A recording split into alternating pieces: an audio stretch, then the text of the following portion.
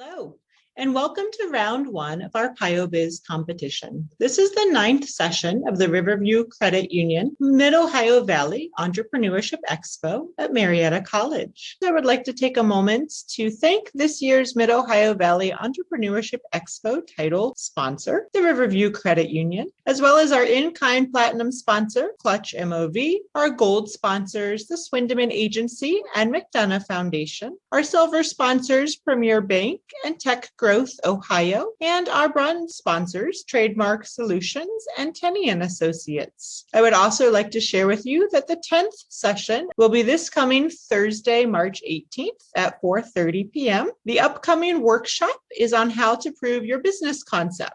It is both for our PioBiz competitors as well as for community members looking to start or expand a small business. We also have coming up our junior PioBiz competition for high school students on Thursday, April 8th at 4:30 p.m. And the second round of our PioBiz competition is on Thursday, April 22nd at 4:30. We invite all of you to attend these final sessions of this year's Mid-Ohio Valley Entrepreneurship Expo. To get us started, I will provide a quick overview of today's program. Each of our student competitors will have 3 minutes to present to our judges, followed by 3 minutes of Q&A with our judges. Dr. Jacqueline Khorassani, the director of the entrepreneurship program at Marietta College, will be keeping us on schedule and letting presenters and judges know when they have reached the 3-minute mark. She will also be announcing the winners at the end of today's round. Our judges will have the opportunity to introduce themselves after the student presentations are complete.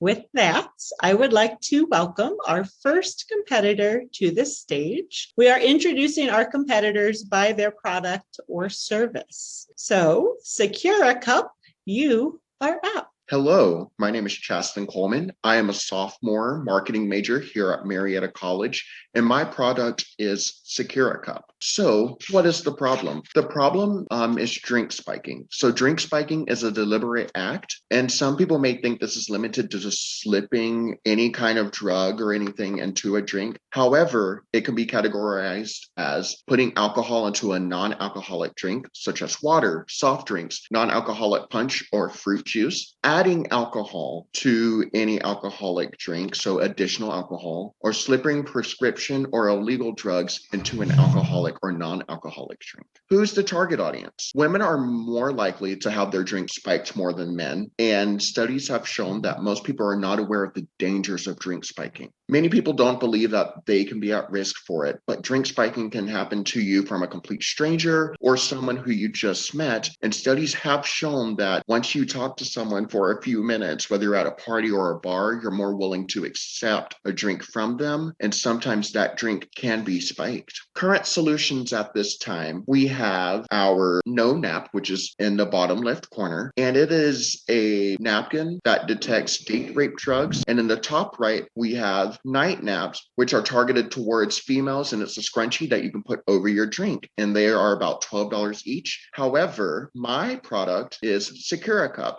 It is a flip-top cup, which is mechanically protected by your fingerprint. The flip-top is for security reasons, to make sure if there's anything on top of your cup, it flips right off. The reason why I believe my product will be successful, the other products, such as the nightcap, is targeted towards the females, but my cup is targeted towards anyone who feels the need to have a secure cup to take to drinks, parties, or gatherings. And not only will my cup avoid drink spiking, but it will also help with the results of drink spiking, such as helping lower the numbers of sexual assaults and harassment around college campuses.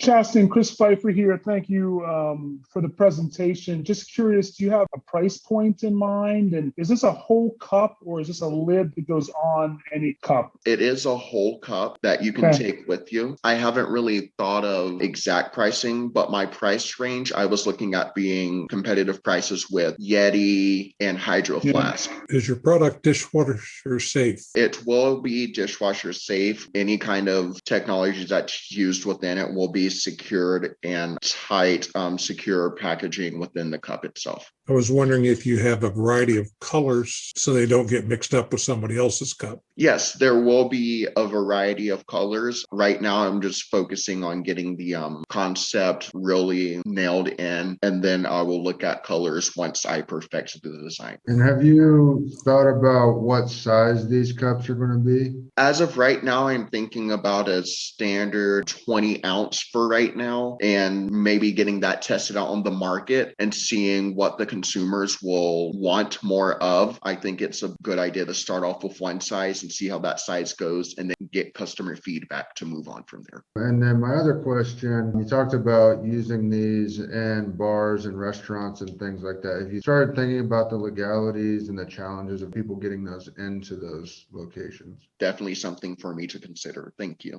Do you have some design background, or do you have an engineering partner with this, or what about the function? I think you mentioned that you're a marketing major, which honestly you could have a design background and still do that. But in terms of like getting this designed and so forth, what's your plan? So I'm currently in the process of talking to one of my friends who does engineering and getting him on board. Right now, I wanted to present the concept to make sure before moving on if it was something that could be successful on the market. Thank you to our first presenter. It is time to welcome our second presenter, and they are presenting on Putnam's Palace. Hello, friends. My name is River Perry, and for this year's 2021 PioBiz Competition, I've come up with the idea of Putnam's Palace, an arcade diner for the students of Marietta College. The three main points I'd like to discuss today are 1, the fact that it will have a student-centric bias, 2, it will be a new place on campus for both entertainment and food for Marietta College students, and 3, it will be another work-study opportunity on campus for the students of Marietta College. My first point, the student-centric point,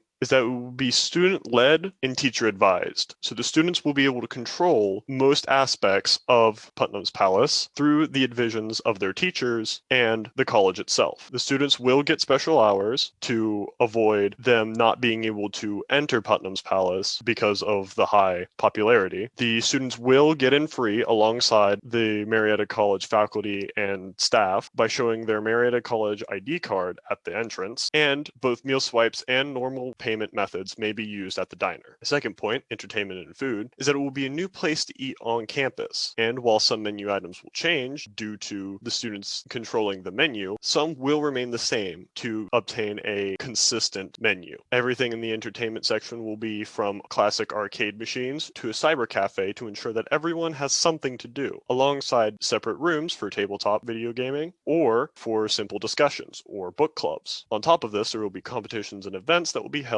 that can be judged by students. And there will be a student survey on the Marietta College website for them to go on and give ideas. My third point is the work-study opportunity. It will provide a very crucial in-field business experience for business and entrepreneurship students, alongside other more focused professions. The students will work in different positions in both business, management, and actually working within Putnam's Palace to get an overall idea of what entails within a business. And they will work closely with business partners such as food providers or perhaps graphic designers to ensure that they get the ideas of the logistics behind what it takes to run a business. There will also be fail-safes in place, such as the college being a primary shareholder and investor, to ensure that the students can learn safely without the risk of ruining Putnam's Palace. Putnam's Palace, putting the PAL in Palace.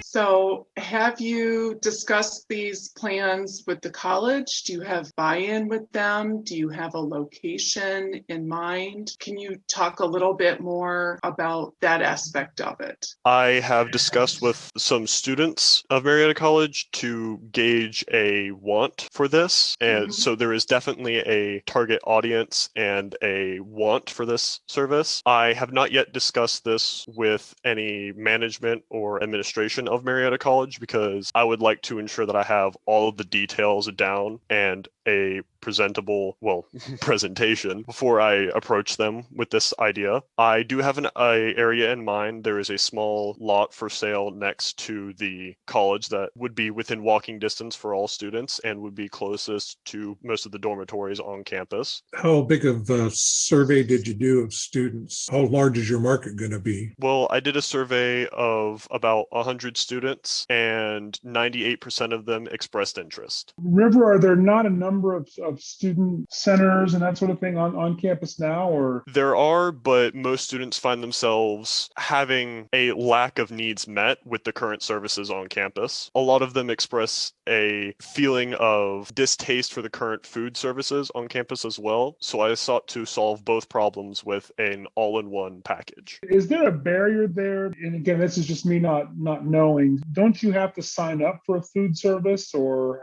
what's that process? Aren't the students already spending money on it? Even if they don't like it, they've already paid for it? I know that's what I'm dealing with my daughter at Walsh University. So the process at Marietta College is we have food swipes to where we pay ahead of time for a certain plan of these food swipes that we can use at the different dining halls around campus. I plan on integrating that within Putnam's Palace on top of allowing normal payment methods so the public and the students may be able to spend money here freely. Because me as a commuter student, I don't sign up for meal swipes. Next up, we have Enjoy Arts.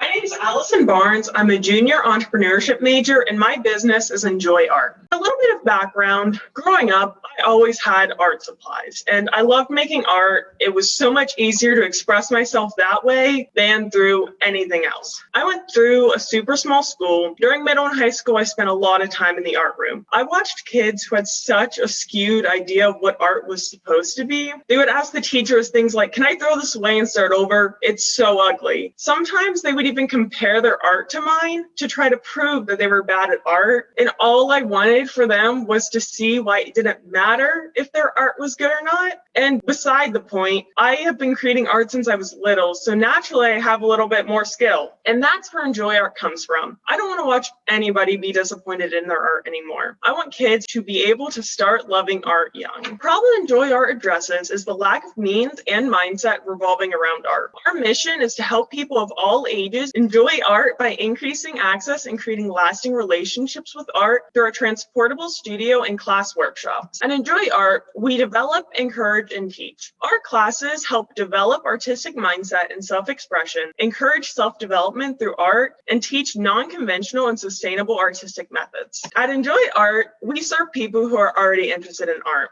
Upon startup, we will be focusing on middle-aged, middle-class women, but we definitely want to expand into elementary-age children in low-income areas and elderly in assisted living. Other people who address this problem are places like Skillshare, an online site to learn new skills. The Center for Accessible Art, which helps people who would otherwise not be able to experience art, experience it, like blind people. There's the Columbus Museum of Art that bridges the gap between community and art through exhibitions and art making activities. And there's, of course, art teachers that bring art into school free of charge for students. So how does Enjoy Art compare? Portable. We bring the art studio to you. One day we hope to transform a bus into an art studio, but we are beginning with an outdoor studio setup. We're personal. Our classes cater to your needs. Whether you have the skills and not the mindset and not the skills, or neither, we have the classes for you. And we're passionate. We love art and we're dedicated to our mission. Unlike some other competitors, this is our only service, meaning that we can focus on what's really important to us. Our vision is that every person interested in art will be able to achieve happiness through creative expression and have the supplies to do so. What's the price point? Or are you thinking like if there's a group rate or is it individual rates, or how does the economics of it work? And I know this is a problem solution thing, but it's economics for me. So I don't have anything nailed down, but I have been thinking about this. I've been playing with the idea of doing like group rates, but also I feel like to bring more people in, it might be better to just have individual rates. So like rent a place, bring a setup somewhere, and then people can just come. They can be them, it can be them and a friend, and just a group of strangers. I'm a little bit concerned about your target market, how large it is. Do you have any statistics on how many people enjoy art or have it as a skill that they want to learn? I think a lot of people have they want to be creative, they want to be artistic. It's not a problem that a lot of people are constantly like, oh my gosh, I want to be an artist, but it is a problem. A lot of people, they hear about this and they say, yeah, that sounds like a great thing. I would love to be able to draw for myself and not hate it and learn how to just be creative and be happy with it. Are you going after like birthday parties for kids, or are you going after doing classes for groups? I guess I wasn't quite sure which group you're going after. I can see, someone booking a birthday party or just doing a class. The class is kind of like, say that someone hired me for a birthday party. I would go and teach the class at the birthday party. So since I'm going to kind of start with middle class women specifically because they're a target audience that I really want to focus on that can afford the services and are going to be a good area to test the waters. And then once I get into expanding into elementary age kids, it will be more of the class structure. Next up is tiny homes. All right, so my name is Nathan Hanning. I'm a senior finance major at Marietta. My minor is entrepreneurship and I have a certificate in leadership. So my problem solution product is a tiny house, like a tiny house on wheels. Problem is young people don't often want to buy a home because they change jobs or plan on moving at some point. So they really don't want to invest in that property that's going to stay there forever and then have to go through the whole ordeal of selling it later. That's kind of a big deal, but people may not want to rent because that's just putting money into someone else's pocket. Another thing is people are also looking for a simpler way of life, freedom to go wherever they need to go. A lot of people are looking to have some rental income, but may not have the space to build a rental, an actual house or something like that. So a tiny house is good for them if they want to buy a unit and park it somewhere on what property they do have. It's a good source of additional income. Some current options similar is renting or RVs, but those have problems as well. RVs aren't necessarily very comfortable or built to live in. A tiny house is built to live in. It is built exactly the same as a regular house, just smaller and on wheels so you can move it. So it's got standard plumbing, insulation, electric, breaker box, AC, heating. You can put hardwood floors in them, and it's better than all the alternative solutions because they can own it, move it where they need to go, and it's way more comfortable and you can really make it your own or customize it to be what you want it to be. There it is, kind of. I wish I would have put it in the PowerPoint. I couldn't figure out how to get it from my phone to the PowerPoint, but that's the inside. It's hard to tell on here. And there's a bathroom. Bathroom's tiled. It's pretty nice. I lived in it for all summer to test it out. It's really nice.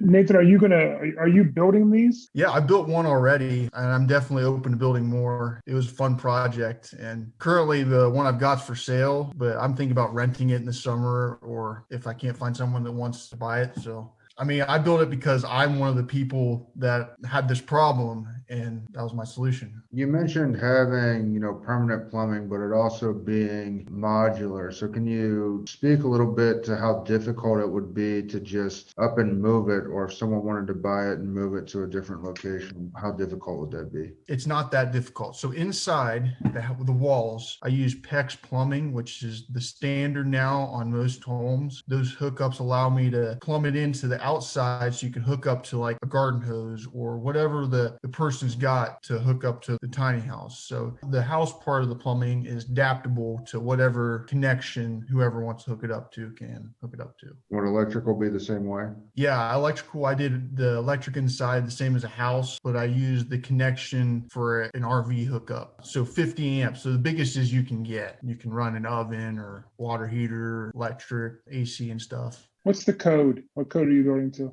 There's actually really not any codes out there. I did a lot of research into it. And I mean, some states do, but Ohio does not. But there are like road limitations you have to put on it. Like it's got to be a certain size to be road legal, pull with their standard pickup truck without a special license. So that's why I built this one too. So anybody can get their truck and pull it. Our next presenter is Camp Dash. The product my team and I created is called Camp Dash. It is a food delivery service with a twist. Our team leader is Aubrey.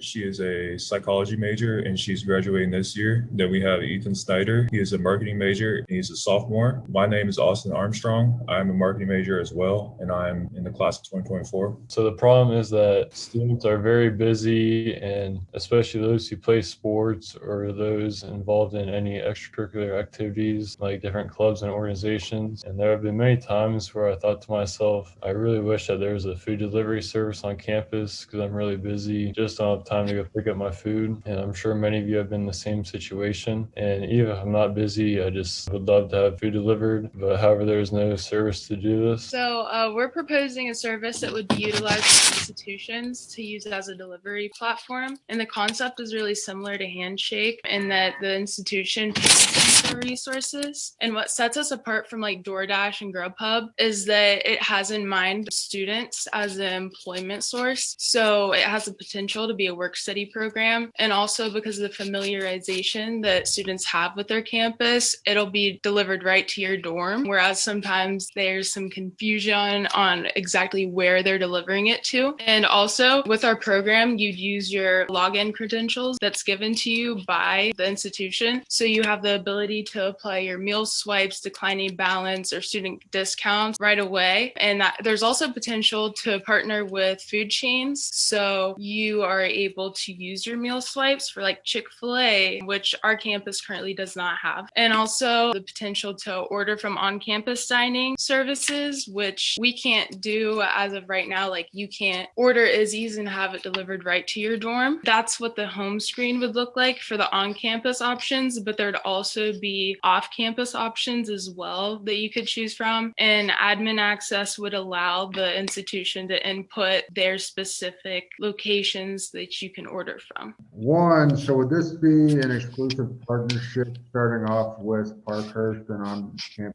dining at the college? We would be a solo team. And then have you guys, I know, Aubrey, you had mentioned using meal swipes off campus. Have you guys done any research with the college and how that would become possible? No, we haven't done any research with the college, but we know that at other colleges, they will use a declining balance, kind of like what the college here has to offer. So we would probably go that way with it. Just to confirm, you do not have DoorDash or Uber Eats available to you on campus? We do. It's extra money that you have to pay, and like you can't use your student accounts for it. So it's just, let's say $20 for DoorDash would probably only be $5 for our service. And it doesn't come out of your meal plan? Comes out of our declining balance, yes. Right, okay. How many businesses do you think would be, or other restaurant chains would be interested in doing this? I know there is a lot of people here that they get a lot of the food chains in town get a lot of service from. So I think they would be fairly interested, and we are right next to the strip. There's where the food's all right there. I think it would be a big hit for it. But you don't have any research yet behind that. No, this is simply an idea we're throwing. All right, we have had our first 5 presentations. We have 5 more to go. Next up, we have personalization through laser engraving. Hi, I'm Tanner Hurst. I'm a freshman and a Petro major. My pitch is personalization through laser engraving. A problem that I've seen, at least in my social circle, is a lack of opportunity to personalize items that people already own. Usually, at least right now in the personalization market, usually how it is that you have to buy completely new items if you want them to be personalized. You buy the personalization with the item. I think a good example of this would be, for instance, let's say you have a wallet that you want to give someone, but you want to make it more personal. So you'd want a name or an image or something on it to make it stand out. Or if you're a small business owner and you want your brand and you want to brand some of the things that you have associated with your business. My solution to this is personalization through laser engraving. Laser engraving would be provided as a service to people who have items that they want to be customized. And laser engraving as a method of engraving is relatively inexpensive, and it can cover a lot of materials like wood, leather, acrylic, glass, or even paper if you wanted to do that, which is pretty interesting. The machine that I currently have can engrave very accurately and with almost any image, granted it isn't too large of a file size. I think that the best way to kind of show you what I'm trying to get at is to show you. Here's something that I did with an old wallet that I had at my desk. It's just the Pioneer logo on a wallet, and I think it looks amazing. And I think that it would also be good to kind of show you how it does the engraving. If you can see it, it's relatively slow, but it doesn't take an absurdly long amount of time. And here's the finished product from that quick engrave. and I really like how that looks. Another thing that I did was this old wood coaster that I had, and I put the Ohio flag on it, if you can see clearly here. I'm really in love with it, and I think a lot of other people would be very interested in that sort of service. In the video that you showed, what was, the relative size of that image? Was that the same size as the one that you showed of your wallet? That one was actually just a bit bigger. My machine has a limit where you can do something 1 foot by 8 inches, and that's the biggest image it can do on something. And you had mentioned potentially businesses using this for some of their product. If I gave you 20 wallets to do, how long would that take? 20 wallets, that could probably, as long as there aren't too many issues with the software, that would take me about 2 or 3 hours. How would you market this service, Tanner? For instance, my family members, they really like having photos of their loved ones, and even on odd things, I guess. One way that I would do it is just kind of show people interesting things that you can personalize. Another question I had, you had talked about doing this with like personal mementos and things like that. What is the risk involved? Does the machine malfunction very often? If I gave you something priceless to me, what's the % chance that it might not come back to me in one piece or how I like it? With really any sort of service, there's almost always a bit of risk. Like, for instance, if an electrician comes to your house to fix your stuff, there's a chance that your house might have some issues with that. There'd be a sort of disclaimer and maybe an insurance policy to make sure that everything is fine. It's in my interest to make it as secure and as safe as it can reasonably be. In printing, you get a proof back. It shows, what your image is going to look like, and then you can send that electronically to a person to approve. Is that something you'd be able to do? Yeah, that's something I would be able to do. So that would make it a little quicker process for you and help with the liability. So good luck, Tanner. And as he works on that, we're going to welcome our next presenter, Muddy Hands Play Studio. I am Sydney Stek, a psychology major at Marietta College and an art enthusiast. My idea is Muddy Hands Ceramic Studio. One quote is, "Anyone can do art. Creating art relieves stress, encourages creative thinking, increases brain plasticity, and imparts other mental health benefits." I wanted to focus on people with cognitive decline, such as elderly with Alzheimer's and dementia. And I was inspired by my sorority. One of our 5 philanthropies is Alzheimer's awareness, which is really cool. Mental health, which I struggle with, as well as a bunch of other people and various disabilities. My idea is a ceramic studio where people would have a creative outlet as well as social, which would help prolong the process of cognitive decline. And I would like to have connections with local organizations, like specifically in Marietta, there are the Boys and Girls Club, local nursing homes, as well as places like Ely Chapman. In my studio, I would like to have bisqueware, such as plates and mugs and figurines, which are pre-made ceramic items that can be painted and glazed, and then you would have a finished product afterwards. And then I would like to have fresh clay, which could be made into throwing, which is shown in the picture there, make into like pots and bowls and other things. And then hand building, you could use slabs and create your own unique piece of art. For classes, I would like to be able to have a place for people to come to the studio and have everything around them with a kiln and all of the necessary items. And then for people who are in nursing homes or have trouble getting out of a certain building or area, I would like to be able to go to them and cater to their needs. This is important because art improves memory, reasoning, resilience, reading, math, critical thinking, especially since no one has a correct answer for art. It is totally unique, just right from your own brain. And to improve the cognitive decline, attention and mood all is part of that. It enhances cognitive ability, especially with people with anxiety and depression. It can help with agitation, aggression, insomnia, and many, many other mental health issues. Do you have some art? You're an art enthusiast. You have art experience. Yes, I went to a high school that based in art, and I had a focus in ceramics, and I was actually lucky enough to be in certain competitions while in high school. So I have a really passionate love for ceramics and stuff. Is this going to be a mobile thing? Or are you going to have a fixed location? Or I would like it to be a little bit of both. Because I want to work with older people, I would like to be able to have a physical place to have everything, all of the supplies, and then the ability to take items somewhere like a nursing home where maybe people aren't as mobile, so I can then cater to them. Are you looking into grants, or is this something that you would be doing on a price standpoint? I'm not sure. sure yet. I That's okay. definitely have That's okay. been looking around, but I don't have anything set in stone. I would think that there would be some grants potentially available for this type of outreach service. Okay, thank you. I'll look into it. Yeah. Have you seen these type of services in larger metropolitan areas or had the opportunity to partake in them, and kind of give me a vision of what it's like to be in a class? I've seen places where you can go in and get a plate and then decorate your plate and then have them fire it and take it home, often with kids, definitely for middle class people who have the money to afford that. And I kind of wanted to focus on people who might not have as much money and give them the ability to also be creative. I think it's great that you're combining the creative art side with your psychology side. Art therapy is super interesting to me since it's not super known. Music therapy was just a recent major here at Marietta, and I think art therapy is going to hopefully become more of a known thing and appreciated more. Next up, we have a presentation on the car tray.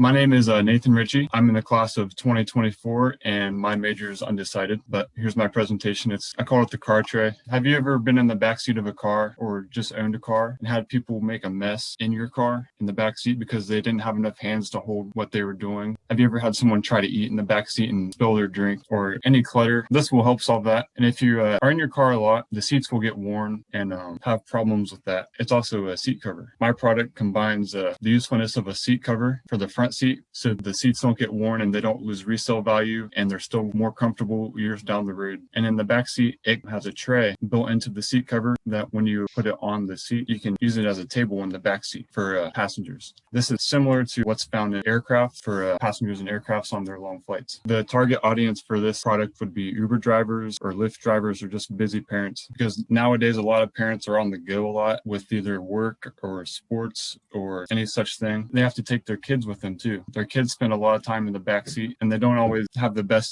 source of entertainment. So they could use this as a place to eat or for an entertainment stand for any phone or a tablet or a computer. And it would also make the front seat more comfortable for the person driving on any such trips.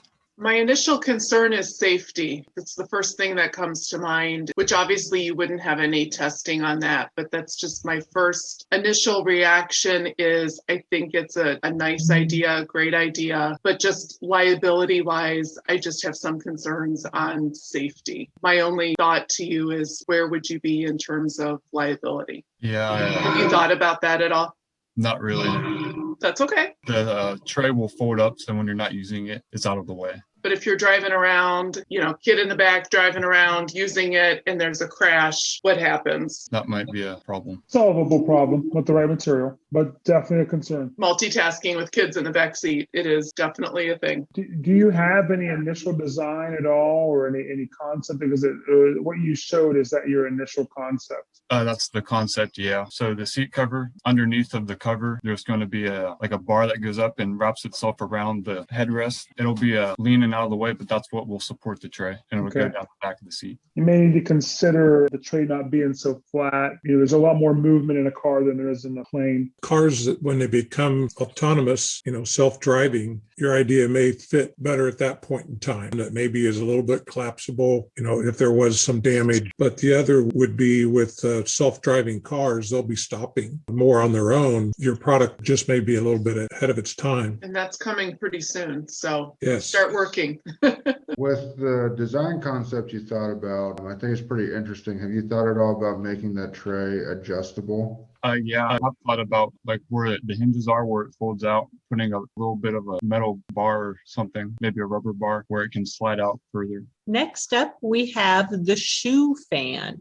Thank you, Jackie. You're welcome. Presentation. The new name of our product are the Air Turbines, and I would like to start off by introducing our group. My name is Marvin Moore. My major is petroleum engineering, and I'm part of the graduating class of 2023. My name is Max Brown. I'm a finance major, and I'm the graduating class of 2024. And my name is Tommy Ferger. I major in environmental engineering, and I'm the graduating class of 2023. The problem that we notice and want to solve is that most running shoes can make the experience uncomfortable for the runner. The problems that they can cause include sweaty feet, heavy materials in the shoe, restrictive footwear, minimal air circulation, and athlete's foot. Our product and the solution we think is best fit to solve this problem is our lightweight fan sneaker, the Air Turbines. Fans within the sole of the sneaker allow for optimal airflow with every step taken. This operates by allowing fans to intake air from the sole of the shoe and blow it through your feet to the front. It has a light but strong film to prevent small objects from getting into the shoe, such as rocks and pebbles, and the fan is made from a lightweight but durable material to provide the highest efficiency. And if you look in the bottom right, we have a sketch that we drew up of our product and where the fans will be located. Okay, so the benefits of the shoe is that it's a very comfortable footwear, also stylish. It competes with many other name brand shoes. They're a very light shoe, which is best for runners and just people who like to walk as well. There's a lesser risk of athlete's foot because of the fact that your feet will not be as moist, giving it the ability to have athlete's foot. And then with the fans, there's more air circulation, and overall it's just a breathable footwear that is just more comfortable. So this brings us to the end of our presentation. We'd like to ask if you have any questions for us. Could you clarify if you're selling the shoe or the fan? I was not clear about that. We're selling the shoe. It's a shoe with an integrated fan, correct? Yes. Okay. Are the fans battery operated? Where do they get their power? So basically, as you're running, as your feet lift off the ground, it'll be able to pick up the air that comes through, and the fans will spin and it'll create air through your sole of your foot, basically. How would that work if you're running in inclement weather? Have you guys thought about that? This shoe would be more for summertime running, dry area, not really for running in the rain or bad weather conditions. That's definitely something we can look into, more research in that area. So my daughter works for Nike. Do you want to contact them and see if you can sell your patent? Yeah, absolutely. She's in marketing, so I'll run it by her. All right. Thank you. Thank you. Could be some manufacturing challenges. I'm just thinking, how's the air duct up through the shoe? How does it flow? So I think that's sort of the idea we had was in the design of the fans in the shoe, maybe able to sort of maximize the air coming through it. But that's something that we can look more into. Yeah, so is the insole permeable and where is the air going? It's up through the shoe, up through the sole of your foot. Yeah, the fans are built into the sole of the shoe. Yeah. Whenever you take a step down, air would come up into the shoe. So instead of the air going around the shoe, it goes through the shoe into the fan, and it would blow up the seat. They come up and go around your foot, then not through the insole. If it was a normal shoe, it'd come up around because it's not going through the shoe. Instead, it would go through the shoe into the fan. All right. Next up, we have the Carr Library of Independence. My name is Austin McCleary. I'm an actuarial science major and a junior here at Marietta College. Today, I'm here to talk to you about a problem that has personally impacted me. In a Kessler Foundation survey, 25% of respondents that earned less than $15,000 a year identified transportation as a significant barrier to employment. Transportation is vital to obtaining access to jobs and other opportunities, but transportation is not always readily available for Americans living in low-income homes. I grew up in such a home, and my family was unable to help me get a car. I felt trapped because although I was more than willing to raise money and buy myself a car, I did not have the transportation to help me do that. My parents couldn't drive me, and I lived in a rural area with no public transportation. I was not alone in this struggle, as I knew several kids at my school in often even more dire circumstances. This problem not only hurts the ability for the poor to lift themselves out of poverty, but it also hurts the economy since able-bodied workers are unable to participate in the labor force. A car library would be a nonprofit organization designed to solve this problem. Similar to a regular library, individuals would be allowed to borrow a car as opposed to a book and return the car by a specified time frame so that another individual can borrow it. This is to allow for those in financial need to borrow a car so that they can participate in the labor market and save money towards buying their own car. And if they happen to fall in love with the car that they borrowed from the library before the end of their loan, they could have the option of buying the car at fair market value. The nonprofit charity would be primarily funded through both cash and car donations from private citizens and more likely car dealerships who seek to benefit their communities. Additionally, this solution could greatly benefit local economies by decreasing government dependency and strengthening the workforce. Public transportation is an alternative solution, but is limited in the areas and times in which it is available. Those who grew up in rural communities like me, for example, do not have easy access to public transportation. Renting a car or financing a car through a loan is another option, but not a practical one for those in financial need. Oftentimes, people will be denied a rental car because they don't have a job, but yet they can't get a job because they don't have a car. Financing a car, on the other hand, often means an impoverished family incurring a large expense they can't actually afford and being taken advantage of by loan sharks because they are desperate in finding a transportation option. To conclude, a car library would be a nonprofit organization that would create access to opportunities for impoverished families by eliminating the barrier to employment and transportation. This would benefit both the individual and the overall economy by reducing the need for government dependency and boosting the labor force. I love that you started with some research. You mentioned about something about 25%. That's great that you started out with knowing a little more about your problem and the potential opportunity. I had mentored a gal in inner city, and she said she had to take 4 buses to get to work on time. It verified to me that there is a real problem there, especially when you're facing low economic situations. Nice job there. One of the questions I had, kind of thinking about this, what is your kind of vision as you were thinking through this of the length of the rentals? Would this just be, a couple days at a time, weeks, months? I was kind of thinking that I kind of used my personal experience to evaluate this. The way that I end up being finally able to get a car and stuff is I end up getting an overnight job at Walmart. I worked from 10 p.m. till 7 in the morning during the summer before college. And because that was the one time of the day that my parents didn't need their car. That was the one time of the day that I could drive it and get back in time before they had to go to work or use it. And so that took me 3 to 4 months to save money to buy about a $3,000 car. I would think more realistically, especially people with families or people that have other expenses like rent and stuff like that, that a more accurate timeline would probably be 6 months to a year. And there could be potentially extensions, just like you can get extensions for books and stuff like that, depending on the circumstance. Is it a loaner program, or are they paying like a reasonable rent for it? They wouldn't have to pay anything at all. I have thought about maybe if we increase the amount of people that would have access to this program, that maybe like if you have financial income levels, then maybe it will become part of a program that has minimal cost. Like maybe you just make sure that they pay for mechanical expenses and insurance, if that makes sense. But I think the idea that the car should be free should be the primary concern, because these are expensive assets and not everyone can always afford to have their own,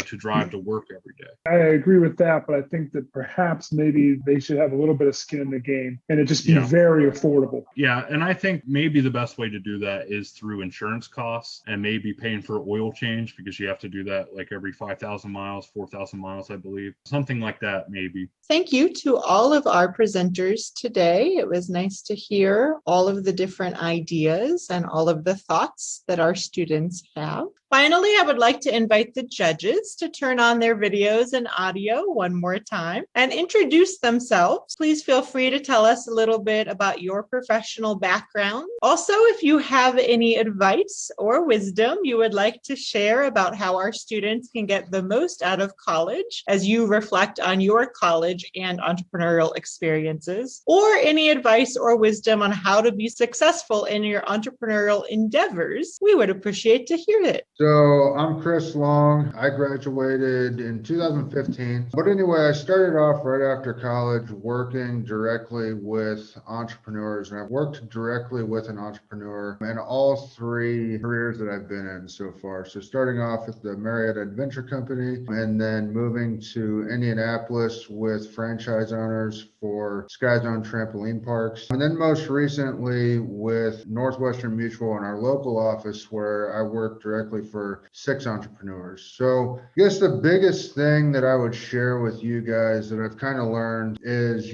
don't overthink things and don't try to solve problems before they are a problem. One of the greatest pieces of advice that I've had is if you're creating problems for yourself, that means you're moving in the right direction. With progress, you're going to create more challenges. So embrace that, lean into it, and just keep running with it. John Martin, I've graduated too long ago to mention. I can say that I've got 40 years of hard knocks that I've learned. I was a type that out of college, I had a 10-year plan to get to the top of our division. I got very frustrated when I wasn't moving as fast as I thought I should have. Part of my advice would be, it's great to make a plan on your career and things you'd like to see accomplished, but don't get too hung up because it's a pretty long road where you have to make up for past mistakes you might have had. I got in my way probably more than anybody did. But I also learned from being in a big company that the culture wasn't right for me. And so I wanted to get into starting my own business, and I did so. And we grew it to $14 million and then sold it to a $300 million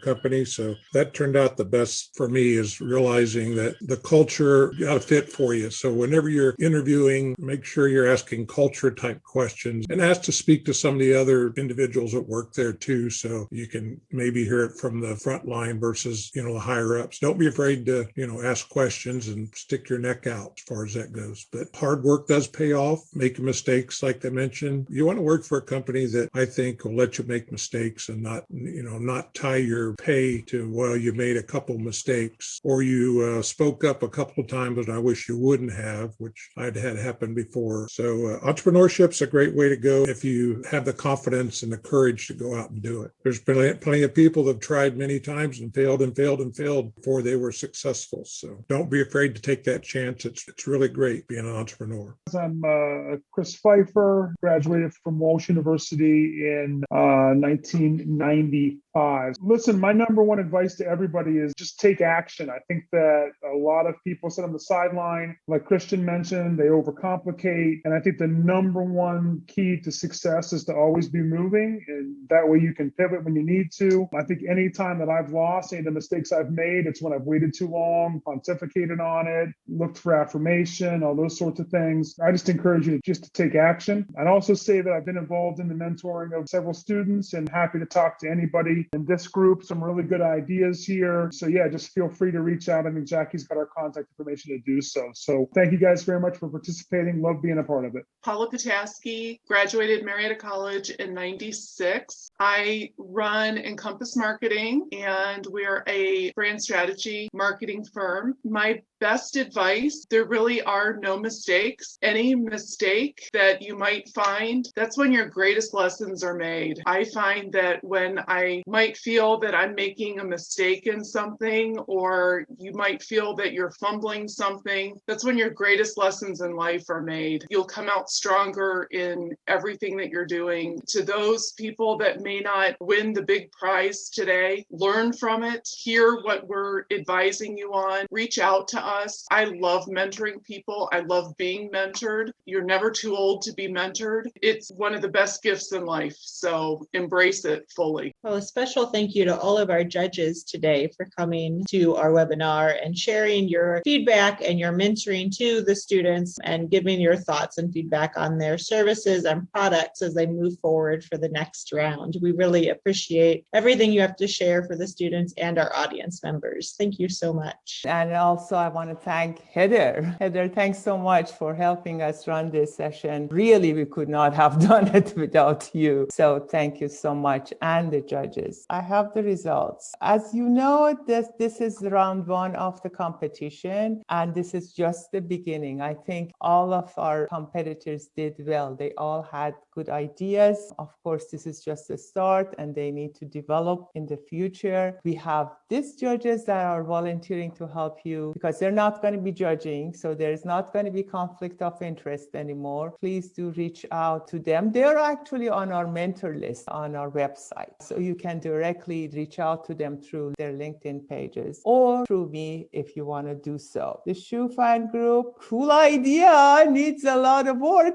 I'm hoping that you continue doing something with it. You guys are $100 richer today. You got the 10th place. Congratulations. 9th place goes to Camp Dash. That's also a 3-member team. You guys are taking $110 home. So congratulations. I'll see you guys in class. 8th place goes to Tiny Home. Nathan, congratulations. You have kind of proved your concept. You have a prototype. I'm sure judges are going to be more than happy to provide you with more feedback and guidance. But congratulations, Nathan. Number 7, Cartray, another Nathan. Congratulations. I'm hoping that you can work on and further develop it. 6th place goes to Personalization through laser engraving. Tanner, what a trooper you are. Congratulations. 5th place. Putnam Palace has lots of potential, but of course now you have to get college administration involved in this and see where we go with that. Congratulations. The 4th place, SecuraCup. Chasten, congratulations. 3rd place, Enjoy Art. Allison, congratulations. The 2nd place, Muddy Hands Play Studio. This has potential and I hope that you choose to continue. Congratulations, Sid. Who is the 1st place? Who's left? There you are. Good guess. You almost didn't want to compete. Do you remember? Yeah, And you are where you are. Congratulations so much. I'm really happy that you competed. I'm hoping that I know you're very busy. You guys are all busy. I mean, judges, some of you have been students here. You were all busy here then, and these students are busy right now. And so the fact that they took this time to share their ideas with us and the audience, it's a blessing, and I appreciate them and thank them for putting themselves through this process, despite all the other stuff that they have to do, all the other balls that they have to juggle. Congratulations to all of you. Thank you, judges. Heather, is there anything else we need to? Other than we hope to see everybody back here next week and for the last 3 sessions of our Entrepreneurship Expo. We appreciate everybody attending today and wish you a good rest of the week. Thank you so much. Bye.